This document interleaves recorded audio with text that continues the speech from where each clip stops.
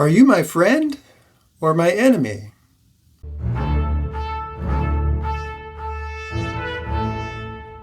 One of the reasons people have trouble recognizing their spiritual enemies and engaging them in spiritual warfare is because they fall into the wrong thinking, the bad logic, which is so common. It has a name. It's the logical fallacy called a false binary. And it goes by other names, but I'm going to call it false binary in this video. And you see this everywhere, every day, wherever humans are talking. You're going to hear this bad logic. Here's my personal favorite example of two humans struggling with a false binary. Watch this. They're trying to figure out what kind of cake they're looking at.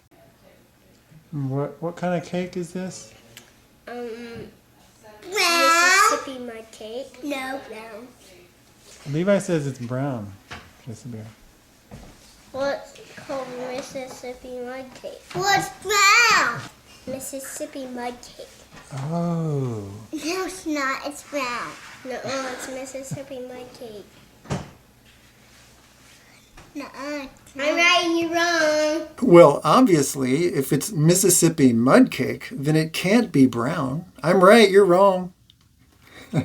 In so many situations, people think that if it's this one thing, whatever it is, therefore, it cannot be this other thing. If this person is my friend, well, then obviously he can't be my enemy. Bad human logic says that. The Bible gives us not just facts, but also logic. Biblical logic, true logic says that your friend can also be your enemy. Let's just go straight to the most extreme example imaginable in order to prove this. Jesus and Judas. You can't find a more extreme example. If there were ever two people who were enemies, it would be Jesus and Judas. But in the very moment of betrayal, when Judas kissed Jesus, and Jesus knew exactly what Judas was doing, Jesus said, "Get behind me, Satan."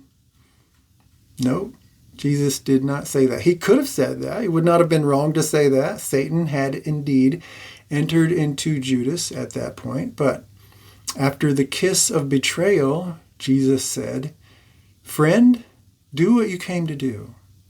Friend. Wow. In what way could Jesus ever think of Judas as a friend? Jesus was perfect, sinless, infinitely holy. So he did not share sinfulness or any hint of darkness in common with Judas. But Jesus was human, fully human. And Jesus chose in that moment to emphasize that profound human connection. He shared humanity in common with Judas, as he does with all of us. It was that profound connection which was necessary for him to be able to pay the penalty for human sins. And it was also that profound human connection which gave meaning and substance to the word friend, spoken truly from the most holy God to the most deceptive human enemy. If the sinless Son of God can be friends with his lying snake betrayer, then certainly none of us sinners has any excuse for pretending that we can't be friends with our spiritual enemies. There was a wonderful development in the English language somewhat recently. In 2008, a new word was added to the Oxford English Dictionary, the word frenemy. That's a great word. I love it. It was in usage, of course, before 2008. But having it in the dictionary makes it official, and it solidifies this great biblical truth in one word.